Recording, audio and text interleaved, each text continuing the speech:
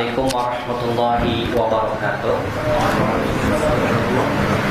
Innal hamdalillah nahmaduhu wa nasta'inuhu wa nastaghfiruhu wa natubu ilaih wa na'udzu billahi min shururi anfusina wa min sayyiati a'malina. May yahdihillahu fala mudilla lahu wa may yudlil fala hadiya lahu. Asyhadu an la ilaha illallah wahdahu la syarika lahu wa asyhadu anna Muhammadan abduhu wa rasuluh sallallahu alaihi wa ala alihi wa ashabihi wa man salaka sabilahu ila yaumiddin wa ba'd. Jamaah salat maghrib, ikhwani wa akhwati fiddin, a'azzani Allah wa iyyakum jami'a. Alhamdulillah, pada kesempatan malam kali ini di akhir-akhir dari bulan Rajab ya, kita masih diberikan oleh Allah Subhanahu wa taala karunia nikmat berupa kembali berkumpul di majlis ilmu. Semoga Allah Subhanahu wa taala memudahkan kita semua untuk terus semangat dalam belajar tentang ilmu agama, terlebih berkaitan dengan puasa ya, atau sebab-sebab yang akan bisa mendatangkan maghfirah, ampunan dari Allah Subhanahu wa taala di bulan yang penuh dengan ampunan, yang tinggal 1 bulan beberapa hari lagi. Tentu kita sebagai seorang mukmin dan muslim mesti mempersiapkan diri ya, berkenaan dengan bulan Ramadan atau bulan puasa. Sehingga tema pada kesempatan sore kali ini adalah tentang al-asbab ya, sebab-sebab yang akan bisa menghantarkan seorang hamba untuk bisa menggapai maghfirah, ampunan di bulan yang penuh dengan ampunan. Ikhwani wa akhwati fiddin, a'azzani Allah wa iyyakum jami'an. Perlu kita ketahui, di dalam Al-Qur'anul Karim salah satu dari nama-nama Allah Subhanahu wa taala itu adalah Al-Ghafur. Ya, Al-Ghafur. Atau juga antum bisa dapati kadang ya, dengan konteks ayat Ghafar. Allah itu zat yang maha ya, mengampuni. Nah, di antara sifat Allah taala dari nama Allah yaitu Al-Ghafur adalah maghfirah. Allah itu memberi ampunan ya. Dan memang kita semua butuh kepada ampunan Allah Subhanahu wa taala dari dosa-dosa kita. Karena kita ini banyak salah dan banyak dosa. Coba kalau anak tanya, antum ada yang tidak berdosa enggak? Ada? Enggak ada. Artinya rawan terperosok dan rentan jatuh pada perbuatan kubangan, dosa dan maksiat. Makanya Allah Subhanahu wa taala ya, salah satu namanya tadi Al-Ghafur, yaitu zat yang maha mengampuni. Maka sifat Allah taala, Allah itu ya mempunyai sifat maghfirah, memberikan ampunan kepada para hambanya. Bahkan disebutkan dalam hadis yang diriwayatkan Imam Muslim, di mana Nabi kita Muhammad sallallahu alaihi wasallam bersabda, "Lau lam tuznibu," seandainya kalian tidak berbuat dosa, tidak melakukan dosa, "la zahaballahu bikum," niscaya Allah Subhanahu wa taala akan melenyapkan kalian. "Wala jaa biqaumin yuznibun," Allah akan mendatangkan dengan suatu kaum yang mereka melakukan dosa. "Fayastaghfirunallah," kemudian mereka minta ampun kepada Allah taala. "Fayaghfiru lahum," maka Allah pun mengampuni mereka. Ya, jadi ini menunjukkan bahwa pasti hamba-hamba Allah taala itu jatuh pada perbuatan dosa dan maksiat. Kalau enggak, Allah ganti dengan apa? Kaum yang lain yang melakukan dosa, kemudian mereka yastaghfirunallah, kemudian mereka minta ampun kepada Allah dan Allah ampuni mereka. Ya, terlebih bulan ya Ramadan itu bulan yang penuh dengan ampunan, bahkan juga disebut dengan bulan apa? Bulan yang penuh dengan kesabaran. Ya. Bulan yang penuh dengan apa? Dengan kesabaran. Ya, karena memang salah satu ya bentuk konkret dari sabar itu adalah sabar dalam menjalankan perintah dan sabar dari menjauhi larangan. Ya, maka juga disebut dengan bulan sabar. Dan memang pahala orang yang sabar itu bighairi hisab. Pahala bagi mereka itu unlimited, tanpa batas. Ikhwani wa akhwati fiddin, a'azzakumullah. Berkaitan dengan hadis yang agak sedikit panjang, ya, berkaitan dengan ya, 3 amalan, yang mana 3 amalan ini akan menjadikan seorang hamba itu panen pahala. Dan kalau melalaikan 3 amalan ini, maka dia akan mendapatkan ya, keberkahan yang jauh dari Allah Subhanahu wa taala. Akan dianggap celaka oleh Nabi kita Muhammad sallallahu alaihi wasallam. Ya. Disebutkan bahwa Nabi Muhammad sallallahu alaihi wasallam ya, suatu ketika ammana salasa marratin wa Jibril yad'u. Diriwayatkan bahwa Nabi sallallahu alaihi wasallam mengucapkan amin 3 kali ketika malaikat Jibril berdoa. Jadi Nabi mengucapkan amin berapa kali? 3 kali tatkala malaikat Jibril berdoa. Qala sahabah, maka para sahabat pun lantas berkata, amanta ya Rasulullah. Kenapa engkau mengucapkan amin ya Rasulullah? Kenapa engkau mengucapkan amin ya 3 kali tadi? Qal, maka Rasulullah sallallahu alaihi wasallam mengatakan, ja'ani Jibril. Tadi Jibril datang kepadaku, faqal, dan dia berkata dan berdoa. Perhatikan. Bu'dan liman adraka Ramadhana falam yughfar lahu. Qultu amin. Ya, malaikat Jibril berdoa dan berkata, celaka. Ya, celakalah bagi orang yang mendapati bulan Ramadan kemudian dia tidak diampuni baginya setelah lewat bulan itu.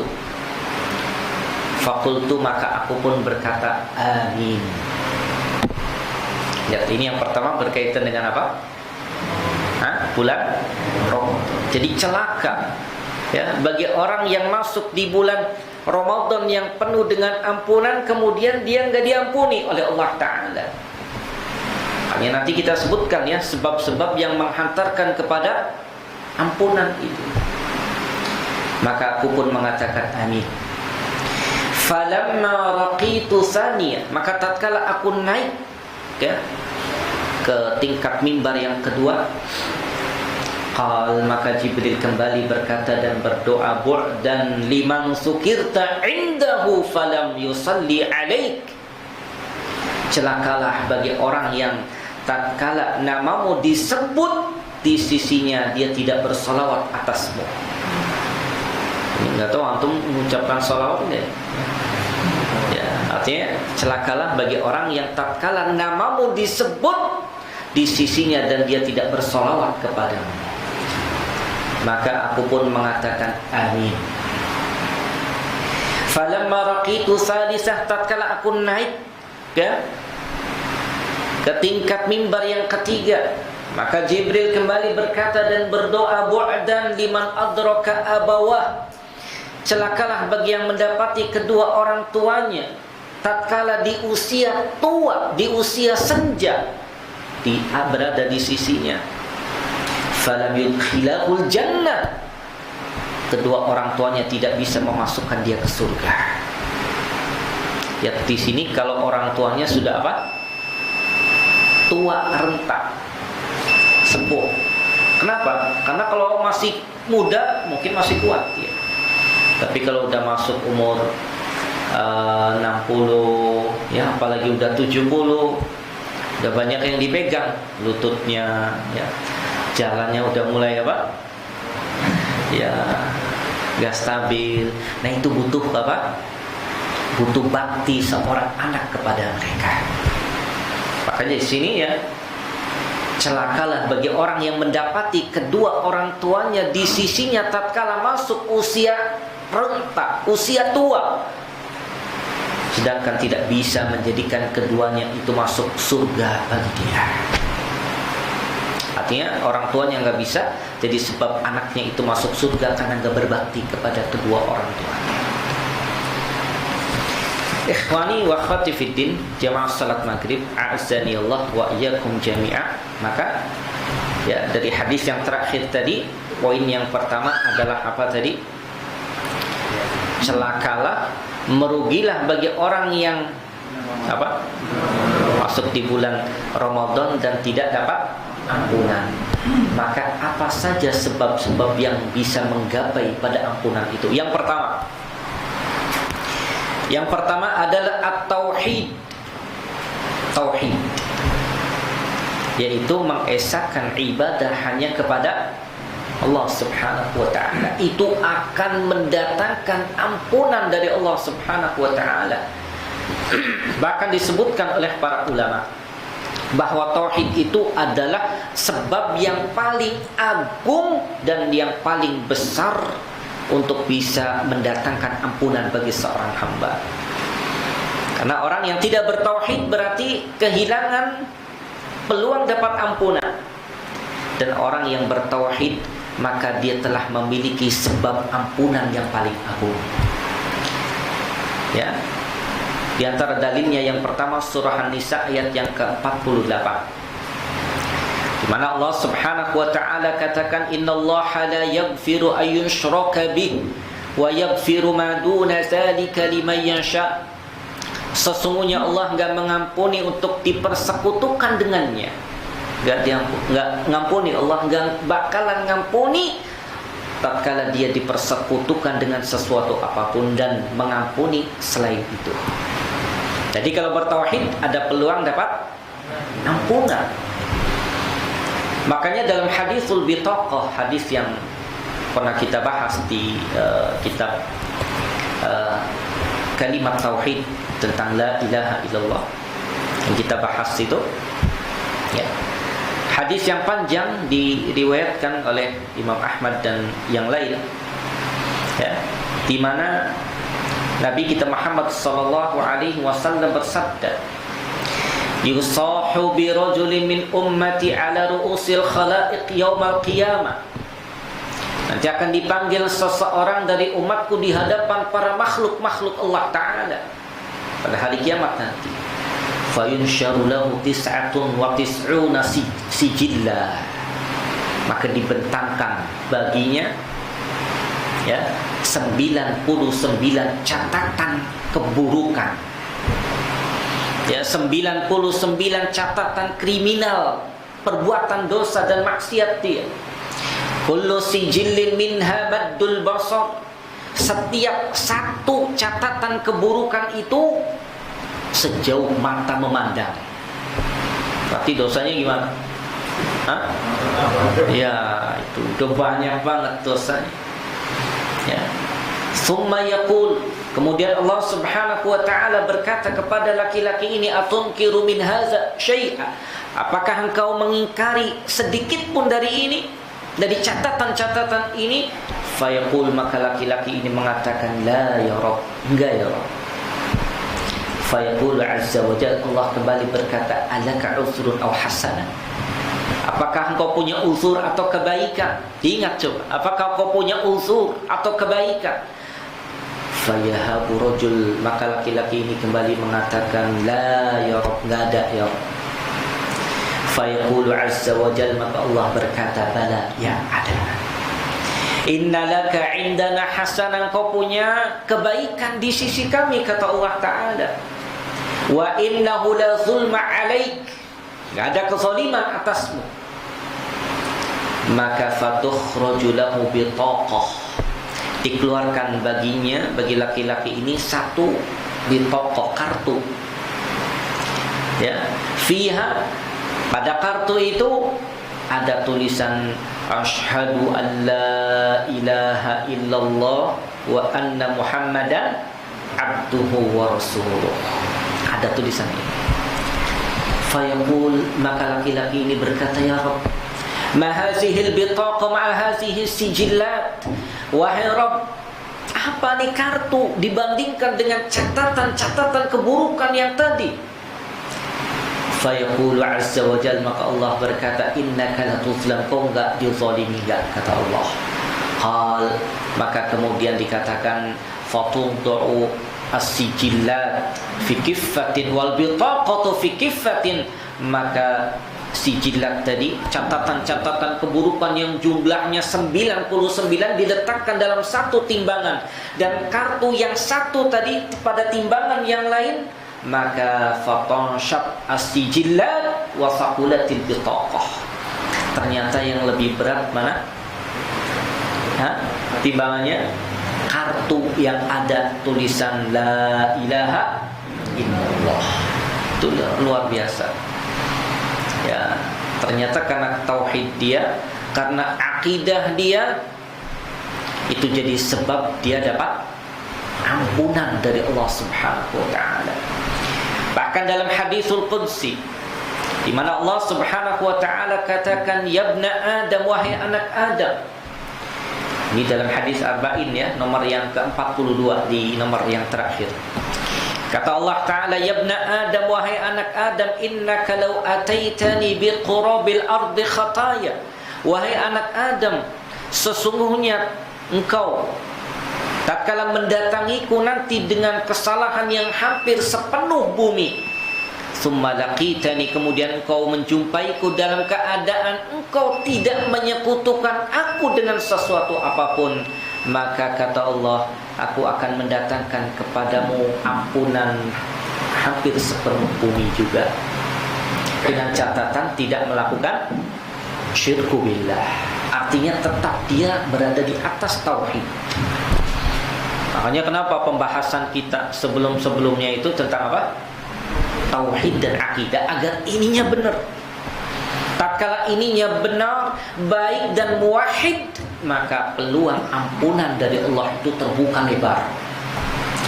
Tapi kalau udah tauhidnya rusak, maka nggak ada peluang dapat maghfirah, ampunan dari Allah Subhanahu wa ta'ala.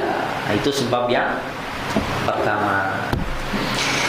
Kemudian sebab yang kedua, yang akan mendatangkan maghfirah, ampunan Allah Subhanahu wa ta'ala, adalah dengan berdoa yang didasari dengan pengharapan kepada Allah Ta'ala.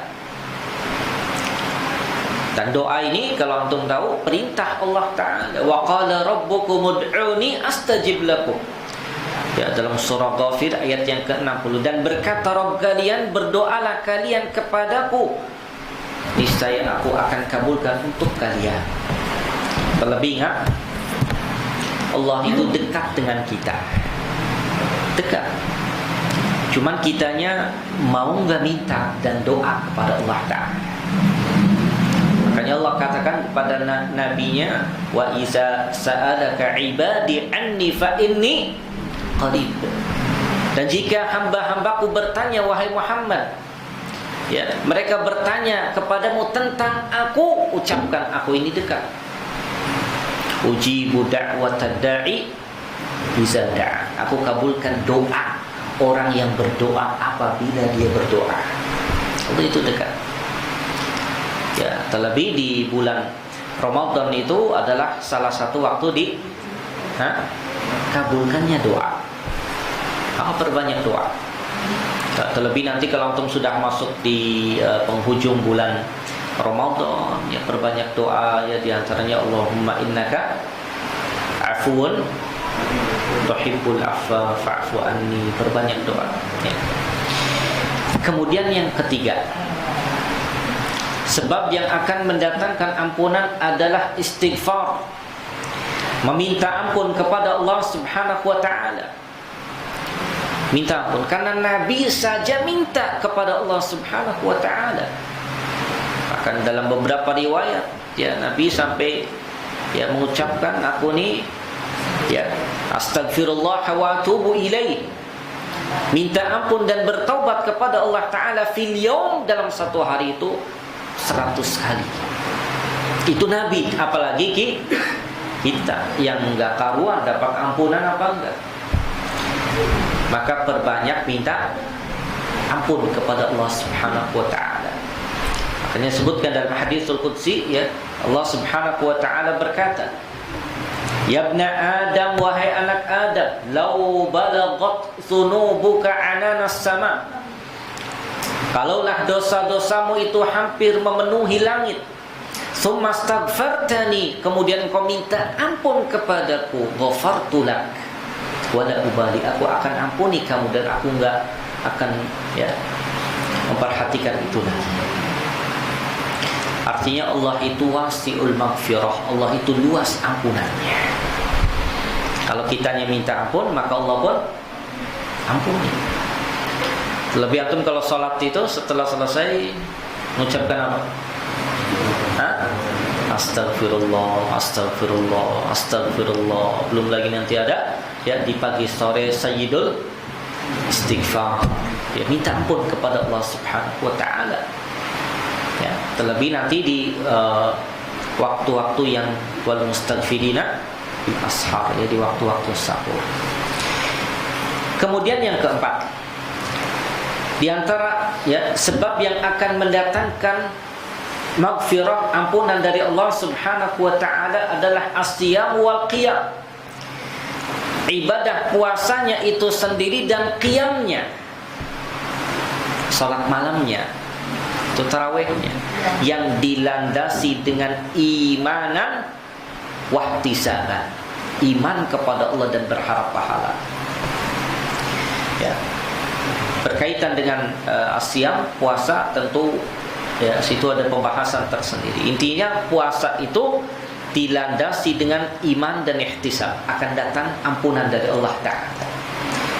Nabi kita Muhammad sallallahu alaihi wasallam bersabda dalam hadis yang muttafaqun alaih, "Man shoma Ramadhana imanan wa ihtisaban," barang siapa yang puasa Ramadan dilandasi dengan iman kepada Allah Ta'ala, wahtisaban dan mengharap pahala, ghufira lahu ma taqaddama min dzambihi, akan diampuni baginya dosa-dosa yang telah lalu.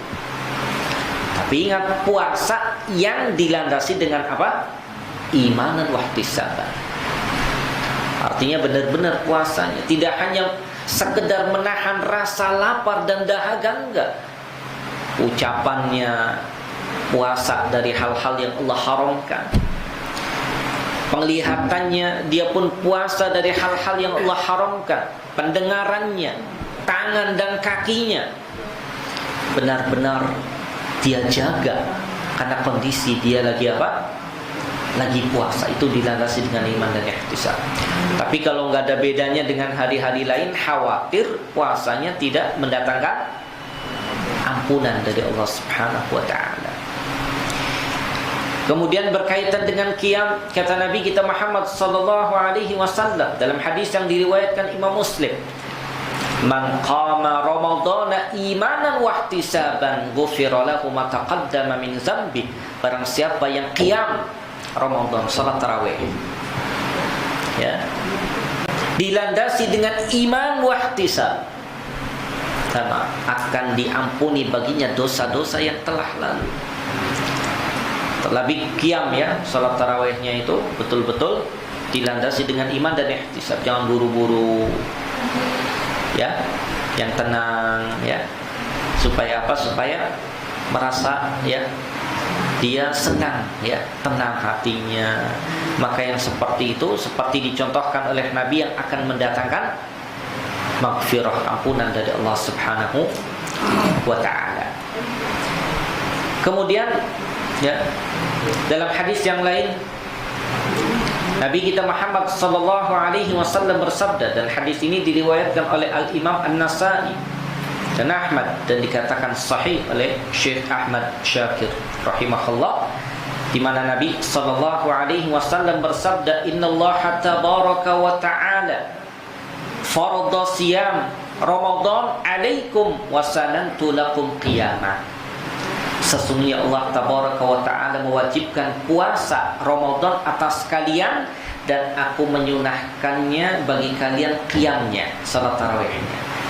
Maka barang siapa yang puasa dan qiyamnya itu dilandasi dengan iman dan ihtisab, maka kharaja min dhunubihi kayaumin waladathu ummuh, maka dia akan keluar diampuni dari dosa-dosanya seperti hari dia dilahirkan oleh ibunya. Ya. Cuman memang ya ini berat juga ya, puasa dan qiyam dilandasi dengan apa? Dengan imanan waktu sabar. Maka jaga puasa kita ya, dan jaga juga qiyam kita betul-betul dilandasi dengan iman dan ihtisab. Kemudian yang kelima, sebab yang akan menggapai ampunan terutama di bulan itu adalah qiyamuhu fi lailatul qadar. Ya, qiyam atau salat tarawihnya atau salat malamnya di malam Lailatul Qadar, dilandasi dengan iman dan ihtisaban. Ya, makanya Nabi kita Muhammad sallallahu alaihi wasallam bersabda, "Man qama Lailatul Qadri," barang siapa yang qiyam salat malam bertepatan dengan malam Lailatul Qadar, dilandasi dengan iman dan ihtisab, akan diampuni dosa-dosanya yang telah lalu. Pertanyaannya, Lailatul Qadarnya itu kapan? Inna anzalnahu fi Lailatul Qadar. Wa ma adraka ma Lailatul Qadar. Lailatul Qadri khairun min alfi syahr. Tanazzalul malaikatu warruhu fiha biizni rabbihim min kulli amr. Salamun hiya hatta matla'il fajr. Ya, terutama di 10 malam terakhir itu jangan dilewatkan, jangan ditinggal. Ya, qiyamnya. Ya. Jangan dilewat, jangan ditinggal. Paling minim kata sebagian para ulama, di sholat isyanya itu jangan sampai kelewat, apalagi qiyamnya, nanti rugi banget. Terlepas dari nanti yang mungkin qiyamnya di waktu sore ya, atau mungkin di waktu malamnya ya, yang jelas jangan sampai dilewatkan qiyamnya. Makanya Nabi kita Muhammad sallallahu alaihi wasallam idza dakhala al-ashr, apabila masuk di 10 malam terakhir, beliau mengencangkan kepinggangnya. Kemudian ahya laila, menghidupkan malamnya dan membangunkan keluarganya. Untuk apa menghidupkan malamnya? Dengan qiyam. Ya, jadi jangan lewatkan qiyamnya. Hingga tatkala masuk di 10 malam terakhir itu, semangat ya Nabi dan para sahabat dan para salaf itu meningkat. Beda dengan sekarang. Semakin dekat lebaran semakin kendor ya. Wah, ibu-ibu udah pikirannya ini kuenya belum bikin. Akhirnya repot bikin kue. Bapak-bapaknya juga mikirin baju ya. Mau beli baju, fadhol, enggak apa-apa, tapi usahakan sebelum itu. Ya, tatkala masuk di 10 malam terakhir, udah lebih tingkatkan fokus ibadah untuk bisa menggapai maghfirah, ampunan dari Allah Subhanahu wa ta'ala. Ya, terlebih batasannya minimal tadi dapat qiyamnya itu ya tadi di sholat isya berjamaahnya, sebagian para ulama mengatakan paling minimnya ya, jangan kelewat. Terlebih kalau dihidupkan ya dengan ibadah-ibadah yang lain, juga perbanyak doa yang diajarkan oleh Nabi kepada Aisyah radhiyallahu anha, dengan doa yang kita sebutkan tadi, Allahumma innaka afuwun tuhibbul afwa fa'fu anni. Kemudian yang keenam, di antara sebab yang akan mendatangkan, maka katakan dalam surah Al-Imran ayat 92, lan tanalul birra, kalian benar-benar tidak mendapatkan kebaikan yang tam, yang sempurna, hatta tunfiqu mimma tuhibbun, sehingga kalian menginfakkan apa yang kalian sukai. Di antara sahabat, tatkala turun ayat ini, mereka menginfakkan harta yang paling mereka sukai, baru dapat kebaikan yang sempurna. Kira-kira harta yang kita sukai apa? Hah? Pernah nggak diinfakkan? Hah? Waduh, Ustaz, kalau infak saya ikhlas saya baik. Ya. Nah ini belum dapat. Makanya sahabat tatkala turun ayat ini, Ibnu Umar ya diantaranya, budak yang paling dia sukai dia bebaskan, walaupun kemudian dinikahi. Kenapa ingin dapat tadi? Ya, albir, kebaikan yang sempurna. Dan karena itu berat. Makanya lihat sedekahnya para sahabat. Umar setengah hartanya dia bawa ke Nabi. Abu Bakar semuanya. Kalau kita, waduh, ya yang penting keluar ya, kadang kayak gitu ya. Maka kita pun susah untuk mendapatkan albir yang tam, yang sempurna. Padahal kata Allah Ta'ala ya, sedekah itu bisa menghapuskan kesalahan ya, melalui lisan nabinya ya, sebagaimana ya api itu memadamkan ya, air itu memadamkan api. Itulah sedekah. Dan yang kita keluarkan dari sedekah itu pasti akan Allah ganti. Pasti. Cuman tadi makanya ya sedekah itu berkaitan dengan apa? Keimanan ya. Kalau kita yakin kepada Allah ya, semuanya akan mudah dan pasti akan Allah ganti.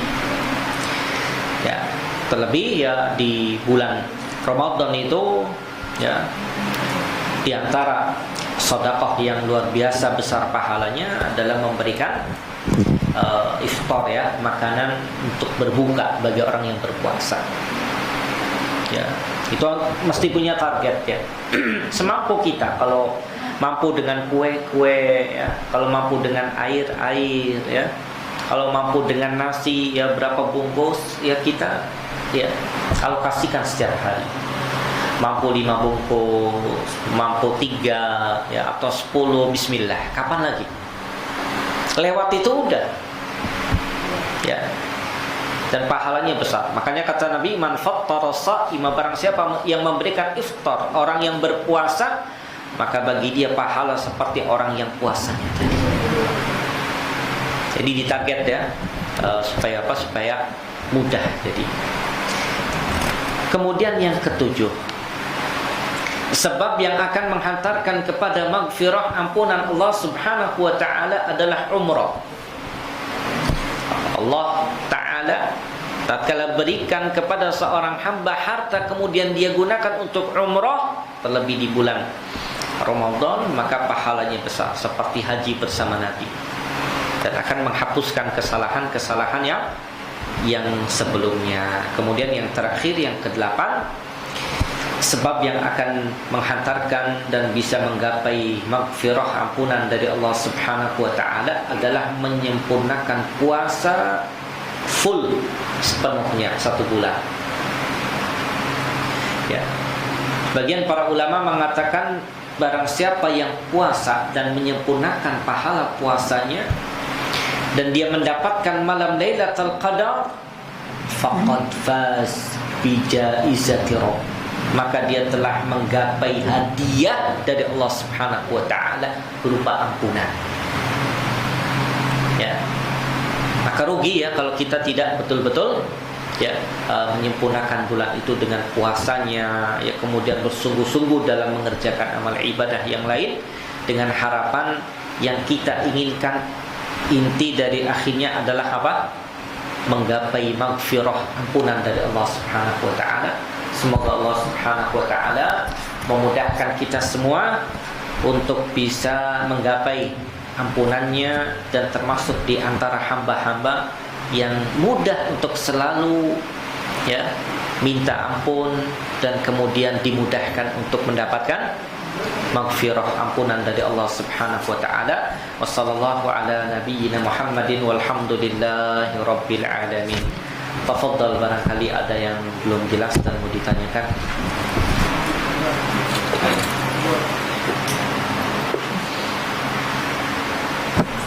Nah,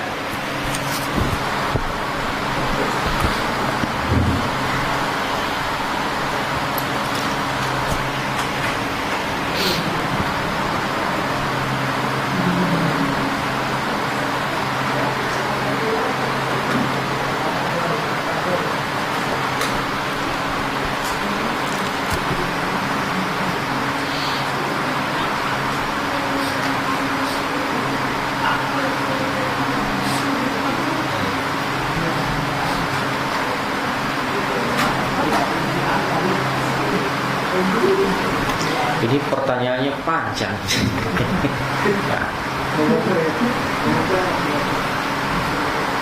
Bentar, ana ringkas saja ya.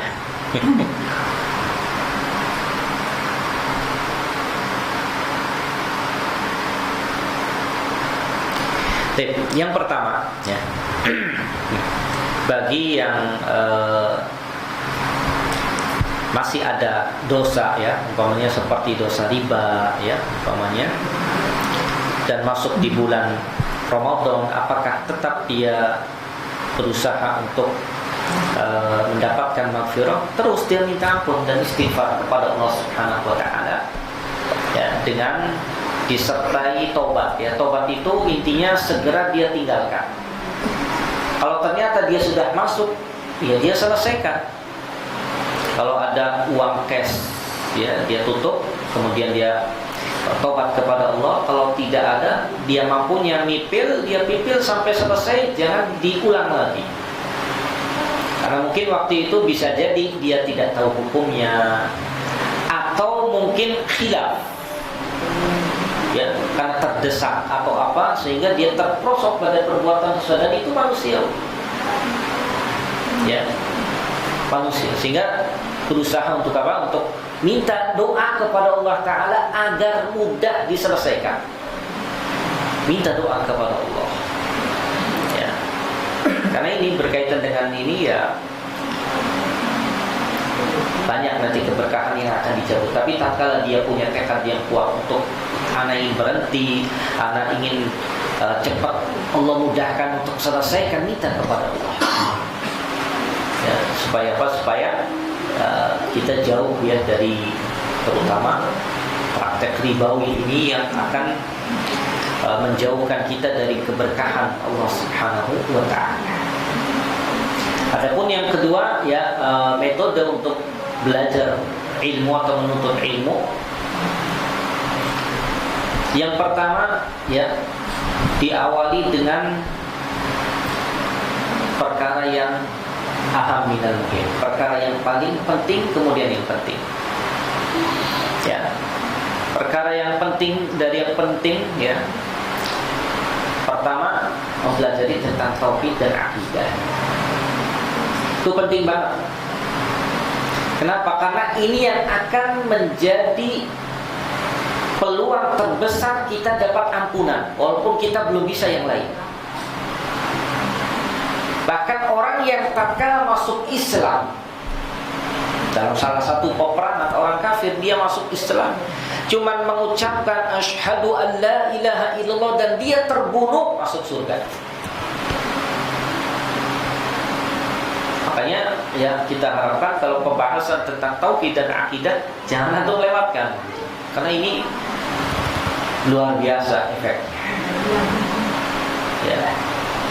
Kemudian yang kedua, ya, belajar tentang apa? Tentang hal-hal yang wajib yang lain seperti sholat. Ya, kalau tauhidnya udah mulai, ya, ada pembenahan, bagus, ya. Sholat. Kenapa sholat? Karena sholat itu rukun Islam yang kedua. Dan ini amalan yang pertama kali dihisab pada hari kiamat. Makanya Allah katakan kepada malaikatnya, unzuru li salati abdi, lihat salat hambaku, lihat salatnya dulu. Akmalaha am naqasaha, apakah salatnya sempurna atau ada yang kurang?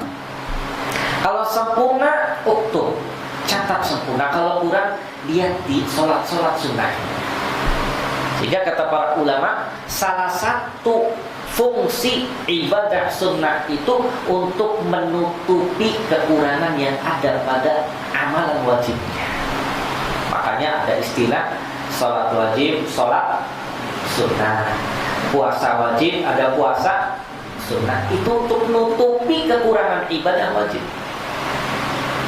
Anak tanya, ada nggak yang sholatnya kira-kira sempurna? Ada? Hah? Baru takbir, waduh ini habis ini dapat berapa ini fulusnya? Udah fulus ya, materi kemana-mana pikirannya, susah untuk sempurna. Makanya ada amalan ibadah sunnah. Itu sholat ya.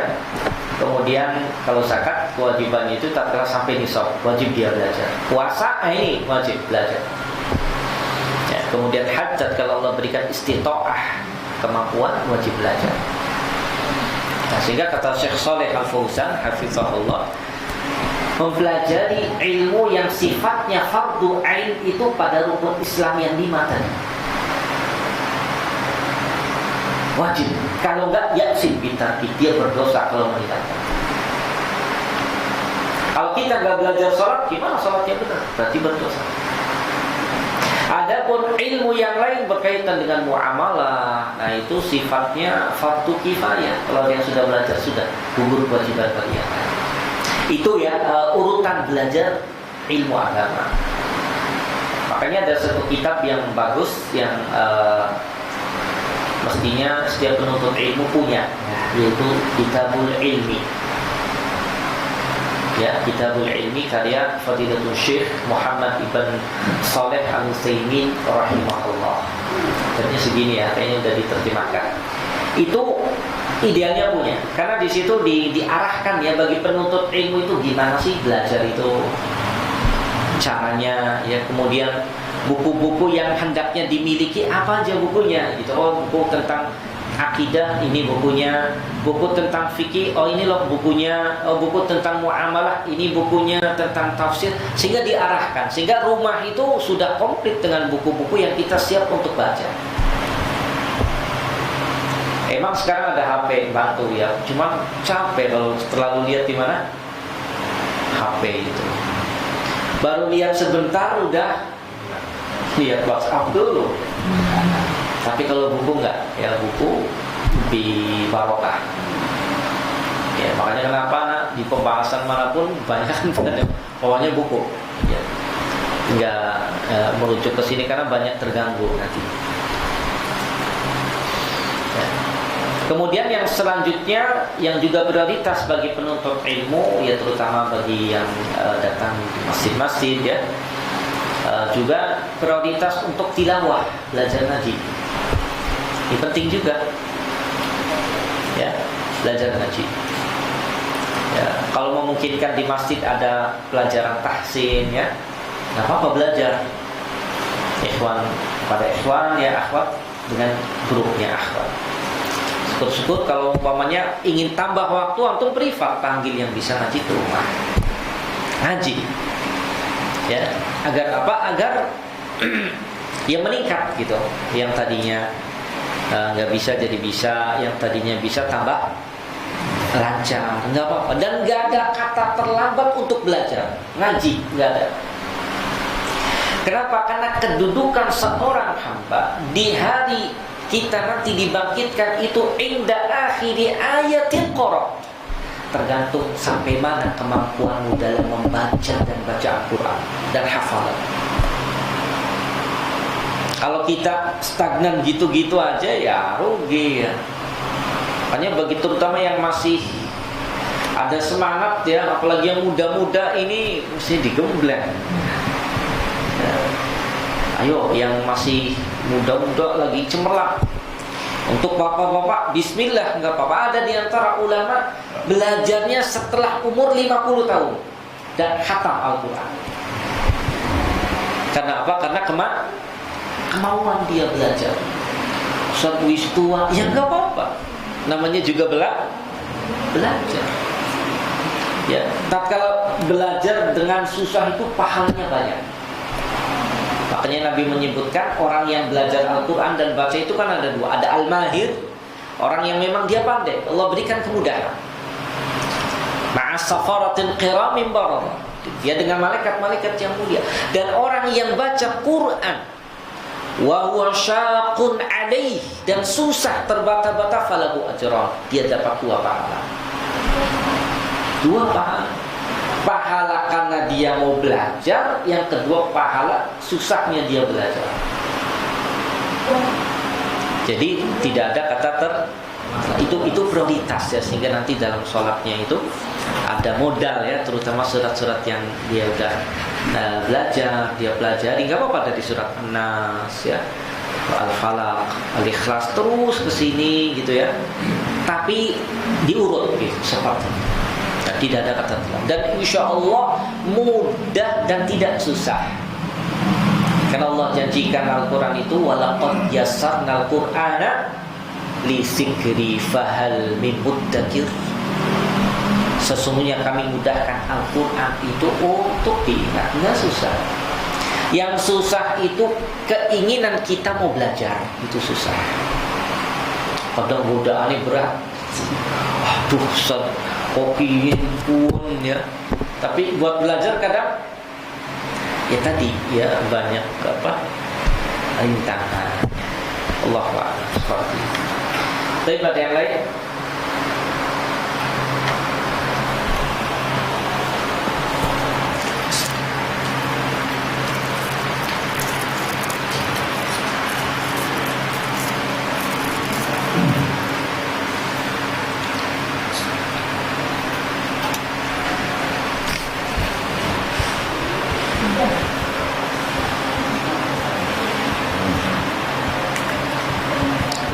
Ikhwan, ada yang ditanyakan?